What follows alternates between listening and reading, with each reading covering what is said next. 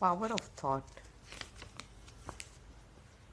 If a man's thoughts are not dissipated, in his mind is not perplexed, then there is no fear for him. While he is watchful, not a mother, not a father, will do so much for any other relatives. A well-directed mind will do us greatest service. Let the wise man guard his thoughts, for they are difficult to perceive. Very artful, and they rush wherever they list. Thoughts well guarded bring happiness, as the companion warrior relies for victory upon his armor's strength. So right thought is like a strong cuirass able to withstand the sixth sense robbers. Wherever the restless and unsteady mind may wander away, let him wander it from there and bring it under the control of the self alone. He whose passions are quieted and mind perfectly tranquil, who has become one with Brahman the Supreme, being free from all impurities, to such a yogi comes supreme bliss. Thus constantly holding the mind steadfast, the yogi whose sins are shaken off easily attains the infinite bliss born of contact with Brahman. What a man thinks that he is, this is the old secret. The mind, it is said, is of two kinds, pure and impure. Impure from the contact with lust, pure being free from lust. Mind alone is the cause of bondage and liberty for men. If attached to the world, it becomes bound. If free from the world, that is liberty. Power of thought. Nothing is more potent to mold human life than thought. It is the motive power which drives this machine of body, mind, and senses. But its activity is not limited to the physical organism or the immediate surroundings. It encircles vaster regions, outstripping the lightning in swiftness. All mortals possess this power intrinsically. Though its outer manifestation may vary in different individuals, yet it is equally latent in every living creature. The variations which exist arise from the differences in the development of the mind, which is its conveying medium. According to the capacity of the medium, in this inner power manifested. As the one sun appears of varying strength when it shines through clear and or clouded glass, so the power of thought through some mind shines more effulgently than through others. The use or abuse of this force determines the destiny of men. When the thought is properly controlled and directed, it lifts him ever higher and higher. When it is ill-directed and uncontrolled, it drags him down the bars his growth. For verily man is what he thinks. Our whole life is nothing but the outer manifestation of our inner thought. Whether this is conscious or unconscious, it is always a creative force, a seed which sooner or later will bear fruit as good or evil action. If our mind dwells on things which are trivial and unwholesome, very soon we will find that our whole nature of being colored by death. Similarly, when our mind is fixed on lofty ideas, our nature is inevitably uplifted and transformed. All activity is preceded by thought. First we think, then we act. Therefore, it is impossible for anyone to refrain from mistakes or evil deeds without paying proper heed to his thoughts. The thought must first be correct before we can act wisely. Buddha says, if you demand from conduct the purpose of the mind, the body act is but a rotten food. Wherefore regulate the mind, and then the body will spontaneously go right. There are very few who think consciously. As impulse comes, a desire awakens in the heart, and at once the whole thought is carried away by it. It takes possession of the mind, and if the man has sold himself to it. In the Gita we read, when a man's mind constantly dwells on sense objects, he begins to value them and becomes attached to them. From the attachment arises the desire to possess them. And if anything stands in his way, he grows angry. Through anger, he loses all control and power of discernment, and thus he works with his own ruin. At first, the object and he stand as two separate entities, but through attachment and lack of discrimination, he becomes identified with it and naturally suffers from whatever effect it may produce. When, however, the mind is controlled and discriminative, one can avoid such dangers. Suppose someone speaks harshly to you. Can it really hurt you? No. It is you who give it importance through your own thought. If you analyze, you will find that you're hurt on the account of your own mental attitude, and it is that which shatters your strength and brings suffering. Without the properly controlled mind and the habit of right thinking, therefore, no one can safely travel along the path of life. Even our ordinary duties cannot be performed without right thinking, and right thinking means the awakening of intuition, establishing of tranquility in our whole being, cultivating strength of mind. This is what we need in order to think properly. Ordinary mind think and their thoughts are broken before they have achieved the object of their thought. Therefore, they cannot attain their purpose. However small or great the object to be gained, unless the mind is thinking mind, it cannot accomplish anything, no matter what we do, no matter how insignificant our position may be, whether many depend on us or few. We have a certain responsibility in life to meet this ably. We must learn to understand, and we cannot acquire understanding without bringing our thought under our control, making the mind introspective. In other words, without gaining the power of concentrated thought. The chief aim of all religion and philosophy is to lift the mind to a state of perfect balance, serenity, and vigor. In order to do this, concentration is essential. Hence, practical religion always leads to contemplation. We must think diligently and learn to adjust our forces. We must find out what are our needs and defects. What are the causes of our mental disturbances and distraction? We can discover that these only when we look within. We must become meditative. For doing so ourselves is what meditation means. When we think constantly of objects in the external universe, that too is a kind of meditation, since our thoughts flow steadily in that direction, but this dissipates our strength. When, however, our mind is focused and turned inward, when it is well established on the higher province of life, then it may be called truly meditative, and through such thought we gain real wisdom and happiness. Meditation is the key to knowledge, the source of all power. Even those who seek knowledge in the material plane, scientists discover its inventors must develop a certain habit of meditation. If they do not have great concentration, if they do not plunge heart and soul into this research, they cannot discern anything. In the same way, when we wish to discover the subtler facts of spiritual plane, we must gather up all our forces and turn them within. Then alone can we understand. Man must know. Merely believing in some theory, in some doctrine or dogma is not enough for an intelligent mind. A wakeful mind cannot be satisfied by simply hearing about things or from others. Therefore, Vedanta declares that religion is a matter of perception, of actual realization of individual experiences. This power of realization is not confined to a few great ones only. It is a birthright of every living being. We all have the power to centralize our energies and realize the same truth. If we will only try to awaken our inner nature and stiffen with perseverance, determination, and real power of will, nothing can stand in our way. Through the meditative habit, we gain intuition. Things which once seemed impossible grow possible to us. When we learn to turn our eyes inward and see for ourselves all the mighty truths proclaimed by the great seers, we too can perceive and prove them if we follow their footsteps and lead the same kind of life. Self-control, the mastering of our lower nature, the acquisition of direct knowledge, these are not mere theories. They can be achieved. We know that there are people born with superior power, superior understanding, greater control than others. What makes the difference is the wakeful nature of the mind, which enables them to acquire these. We all have the same possibilities. However, we can either become weak by letting our mind be scattered and filled with selfish desires, or we can become great mentally and spiritually by focusing all our energies on higher ideals. It is said in the scriptures, mind alone is the cause of the bondage and the liberation of mankind. The impure mind binds man, the purified mind frees him.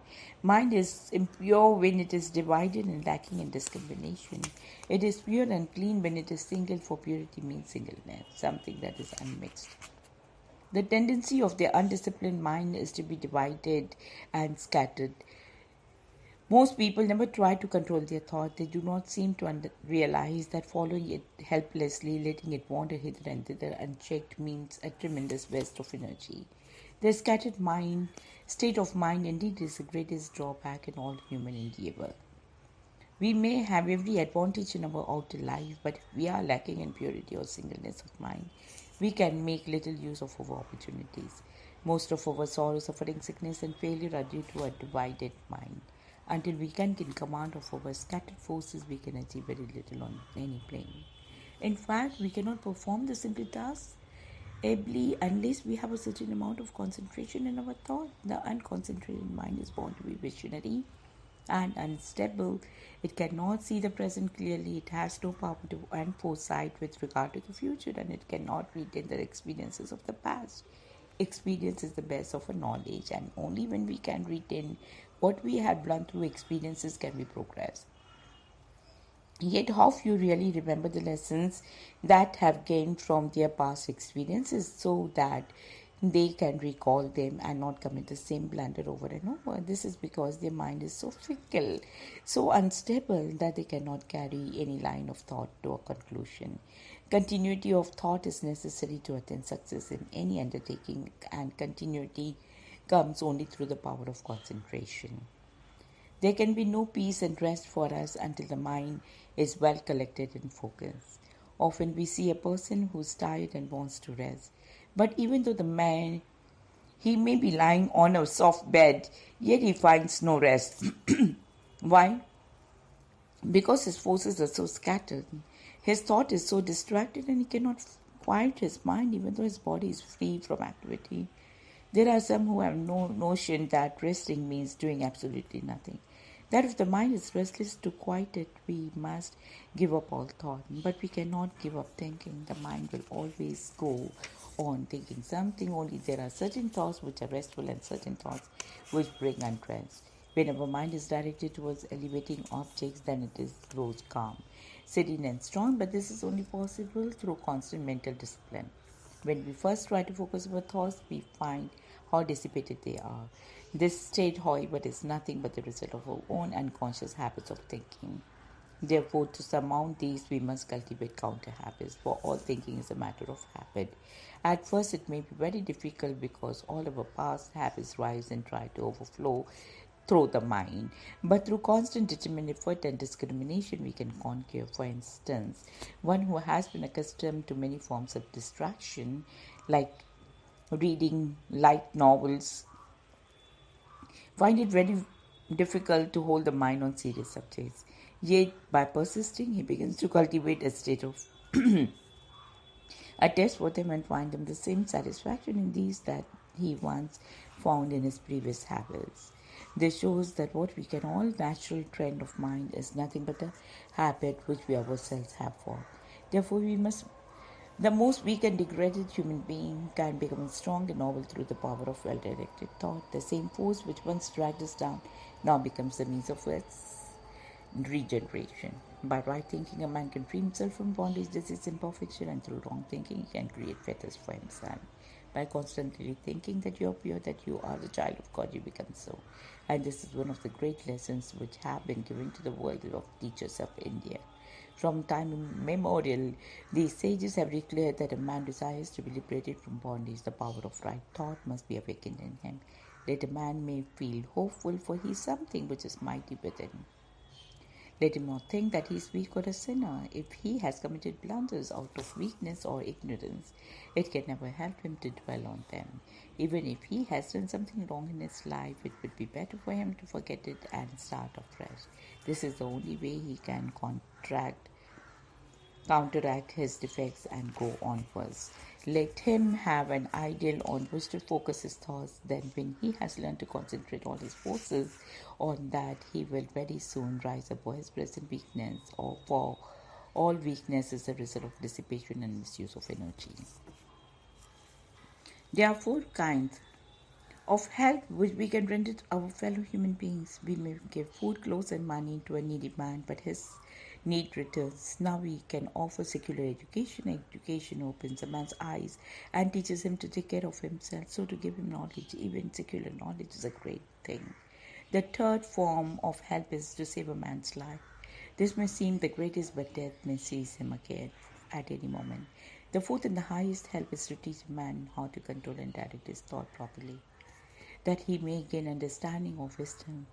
For this will save his soul. The first three forms of help are unquestionably very good, but the only permanent help is to give people the mastery over all their powers, since they can then stand off their own feet and work on their own salvation. The secret of success, health, and happiness lies in the power of concentration, and nowhere is this need felt more keenly than in the Western world today.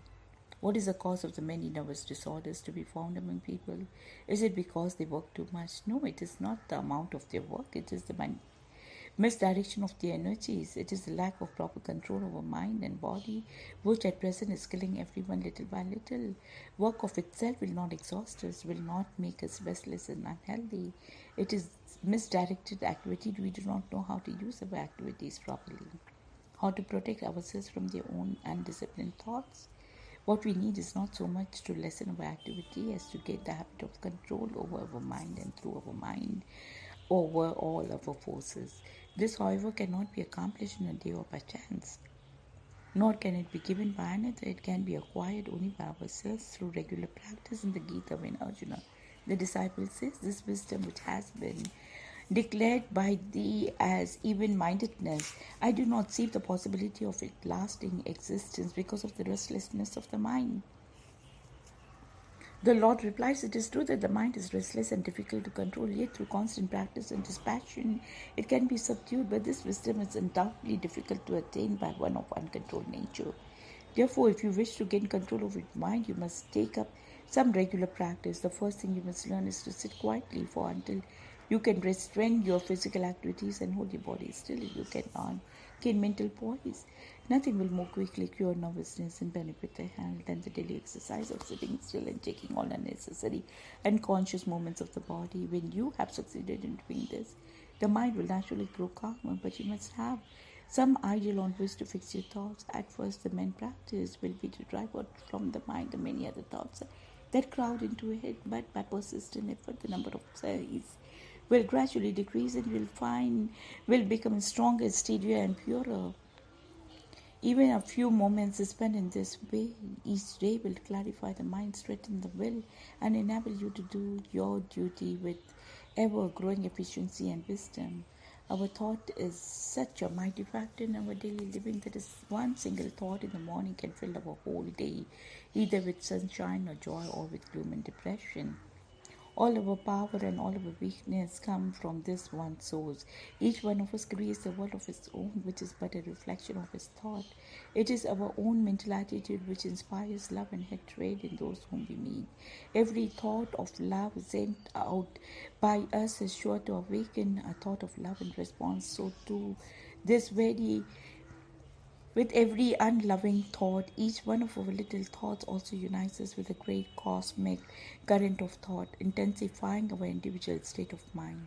All the results we attain are according to our thoughts. It is a thought which determines the true value of our acts. Sri Krishna shows this to his parable of friends.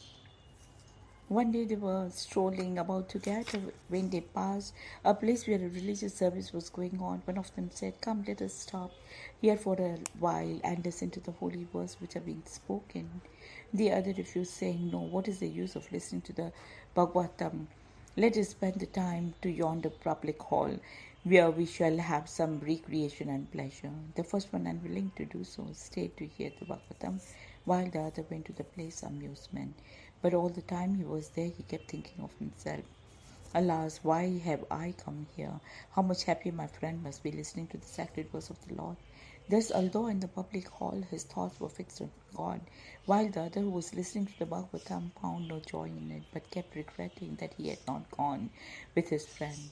His thought remained constantly on the pleasure he was missing, so he reaped the fruit of worldly thought, while his friend gained all the merit of the holy thought. This shows that our outer action cannot be fruitful unless our thought is accord with them. That is why many of our apparently good undertakings do not bring the desired results, just because our heart and hand do not work together. Without harmony between body and mind, we cannot achieve any great end, either physically or mentally. When, on the contrary, all our forces are united, so great is our power that If we fix our thought on anything, it is sure to come to us. Hence, we must consider carefully whether what we are thinking of we shall want when it comes.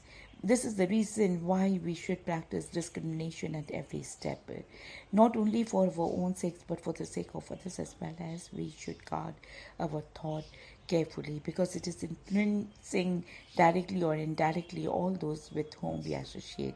We may refuse to acknowledge this, saying, I have no responsibility for anyone else, but no one can come in contact with us without being affected by our state of mind. It may not be intentional on our part, but our every thought, conscious or unconscious, is radiating a good or evil influence and creating an atmosphere which everyone must feel. It is not enough, however, merely to discover that power within us. We must also find out what it is, whence it is, whose is it is. Unless we understand this, we cannot use it intelligently. So long as it is in the hands of one who is limited and ignorant, it is a danger, for infinite power. Infinite hands is always dangerous. We must trace it to its source. We must realize that our little mind is an actual part of the great universal mind. The thought which impels and shapes our life is in reality one with a mighty current of cosmic thought. We may use it independently and to small ends to gain health, mental power, and success, but only when it is united with the Supreme, when our mind constantly rests in Him, when we are conscious of His presence in all our thoughts, in all our acts, in all our life, when our whole heart, soul, and body become instruments in His hands. Only then do we gain possession of this power in His full measure. Therefore, let a man ever remain connected by his thought with the pure essence of his being. Wow! Waheguru, Waheguru, Waheguru, Waheguru, Waheguru, Waheguru, Waheguru, Waheguru, Waheguru, Waheguru, Waheguru.